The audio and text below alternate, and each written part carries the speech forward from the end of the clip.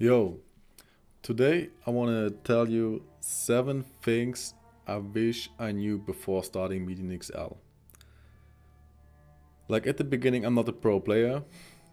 It's like my second season I play this game more or less seriously, or like I played more than like normal difficulty. And yeah, the first playthrough was a mess, man. It was bad. It's about just bad. And the second one was a lot easier. And I thought to myself, okay, what are the things that made it easy for me that I know now that I didn't know before?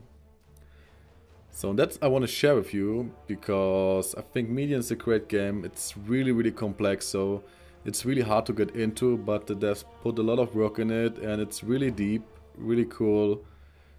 With a little bit of the old D2 feeling, just a little bit. It's a different game, but I really recommend to try it out, and I hope the 7 things can help you enjoying it. So actually we just start with the first one. It's like the important thing I can tell you is, please, if you start Median, please in the first time follow a guide.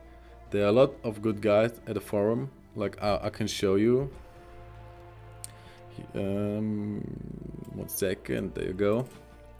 Like this is the guide center. Like I give you the links, everything I show you, the links are in the description of the video.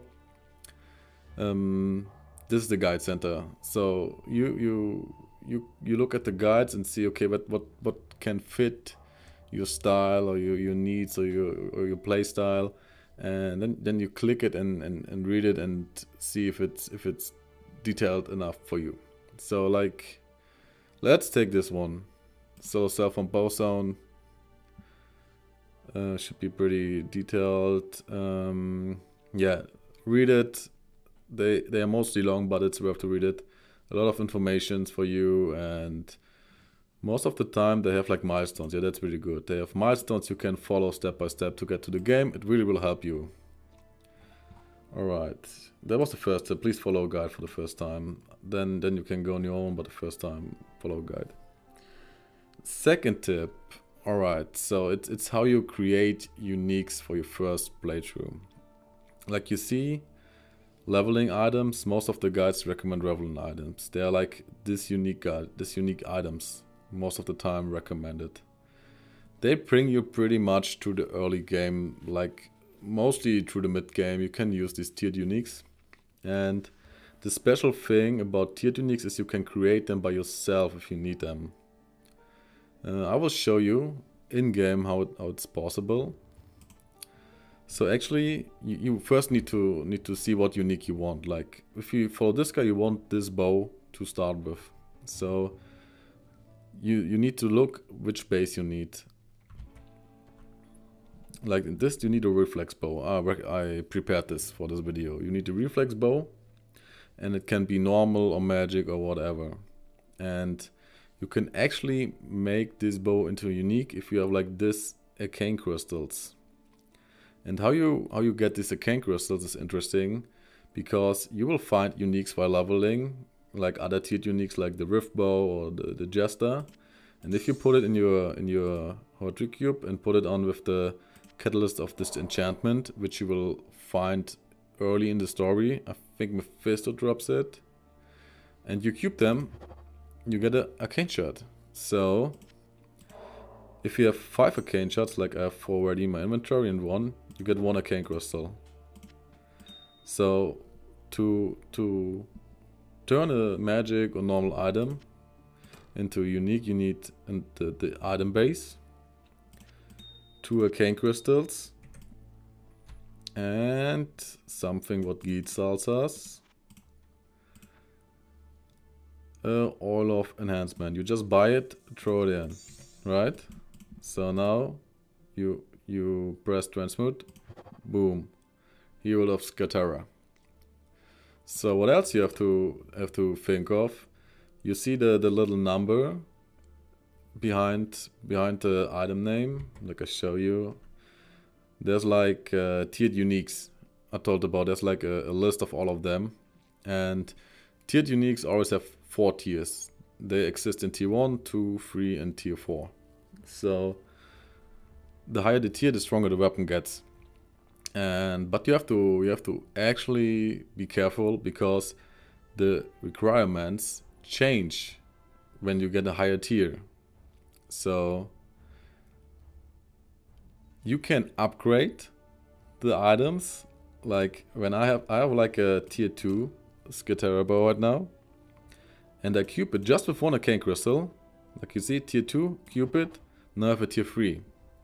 But what happened is it changed from 150 dex requirement and level 30 requirement to 290 dex requirement and 48 requirement. So before you upgrade a tiered unique, always go to this website, which I'll link in the comments, and see if you actually can wear it if you do it. Alright, so that's the first step in leveling, is get tiered uniques as soon as possible. And I have one more tip for you.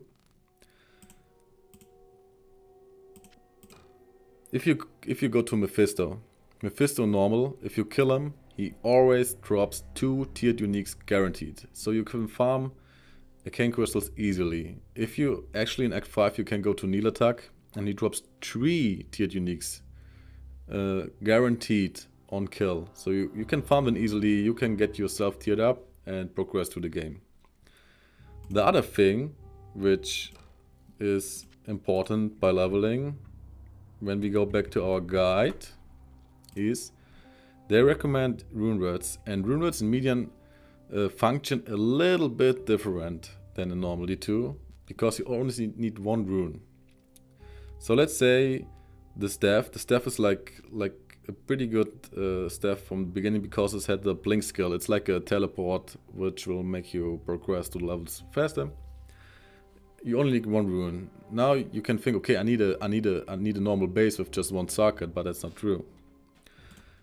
How you make rune words in median is, like I said, I have a 2-socketed staff here.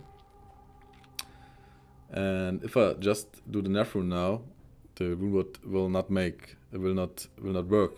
So you always have to socket a jewel first, but only jewels work. No other runes, no gems, only jewels. So put just a random, if you want a rune word, put just a random jewel in it, no matter what stats.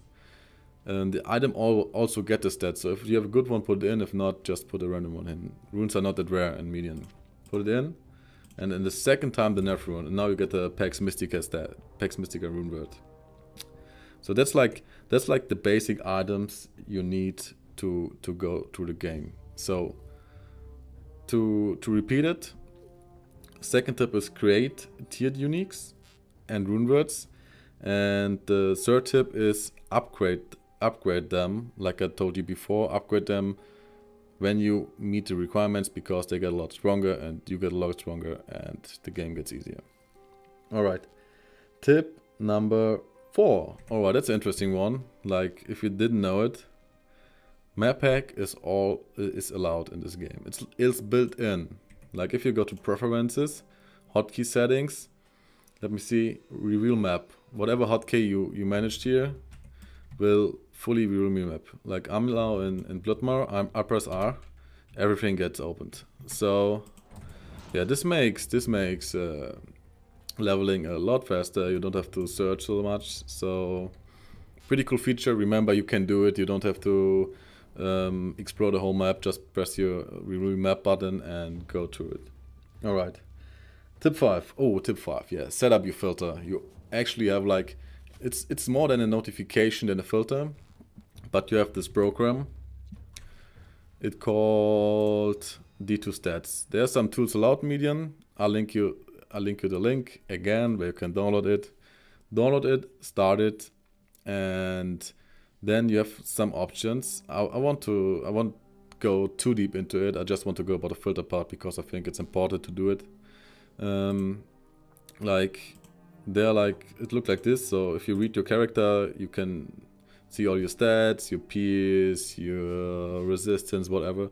But what is interesting is the notifier. So what the modifier do is, I show you in game. Like let's say you are like fighting a monster in cold plains, right? And he drops a unique, and there's like a lot of loot off the ground. And if you drop it, look at the left corner of my screen. You see? It gets shown. So it's really hard to miss an item. If you drop it, it gets shown.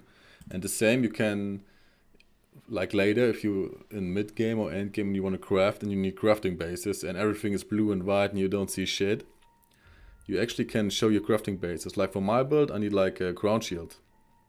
So for craft, so I can make something like that.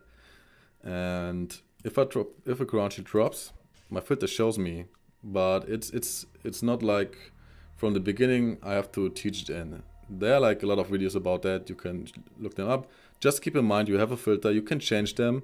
For your first playthrough, it will be enough to use the standard one because the most of the time you want uniques and gams, and it will show you everything it's worth to pick up.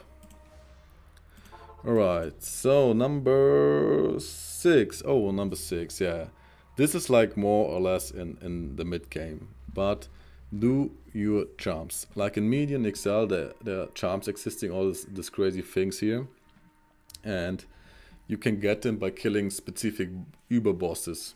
Like this one, for example, just to have this one in your inventory gives you +2 to all skills, 10% combat speed, minus fire resistance, 10% of attributes, elemental resistance 40%. This one gives you 3 to paladin skill levels, 10 to all attributes, whatever. Yeah, there are a lot of them.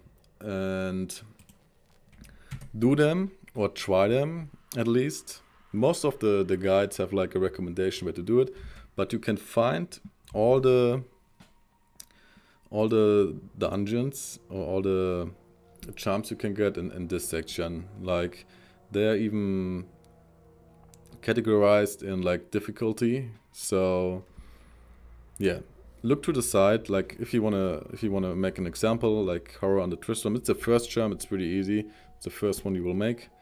It's in the Butcher's Lair. It's in Act 1 Tristram. So you go to, it's all in hell. So you go to Act 1 Tristram, search a Butcher's Lair. Then you go in, kill him, and then you get the charm. But believe me, they could get pretty hard. It could maybe get a little bit frustrating because you will die a lot, but that's okay. But it's a good feeling when you actually killed some Ubers. And the best feeling is this: you really feel it. You feel it when you kill a Uber and get a new charm. You feel that you get stronger, and it was worth it. So look at the site or look at your guide and see what they recommend. Try them by yourself. Learn the mechanics. This is really important. Learn the mechanics, and your character will be better and better by the time. It's a really nice progression curve you get here. All right. Last tip. That's my favorite. So I say it from my heart, like a Median XL player. It's okay when you die. Yeah, it's okay when you die. Like, you will die a lot. Believe me. Like, last season, you can also look this up. Last season with my character, I got an Amazon. I think I died like 900, over 1,000 times. It was crazy, man. And sometimes it's frustrating, but like I said, it's a learning curve, and everybody dies. You're not the only one. And it's like the concept of the game. Yeah, so don't worry if you die. It's fine. It's really fine. Don't let us distract you. Like I said, it's a really fun game. Give it a chance. And there are like ladder resets every 3 months. They put in a lot of work. And yeah. So that was my 7 tips.